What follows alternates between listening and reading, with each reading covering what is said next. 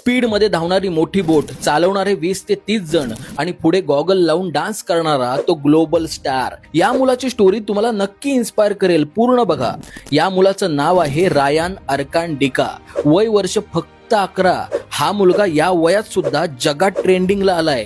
तर झालं असं, इंडोनेशियामध्ये पाकू जातूर नावाचा एक महोत्सव असतो, ज्यामध्ये 20 ते 30 जण एक मोठी बोट पुढे ढकलत असतात. त्यांमध्ये स्पर्धा लागलेली असते. अशीच एक स्पर्धा सुरू होती आणि त्याच वेळी एका बोटीच्या टोकावर रायान खतरनाक डान्स स्टेप करत होता आणि त्या बोट चालवणाऱ्यांना मोटिवेट करत होता. त्याचा तो व्हिडिओ अपलोड केला गेला आणि त्यानंतर त्याचा तो व्हिडिओ, त्याच्या त्या स्टेप इतक्या व्हायरल झाल्या की जगातला प्रत्येक क्रिएटर त्याला फॉलो करू लागला. तो व्हिडिओ तब्बल 47 देशांमध्ये ट्रेंडिंगला आहे. आपल्या स्थानिक खेळाला जगभर पोहोचवल्याबद्दल इंडोनेशिया सरकारने रायानला 20 मिलियनचं बक्षीस दिलंय आणि त्याचबरोबर त्याला स्पोर्ट्स अँबॅसेडर सुद्धा बनवलंय.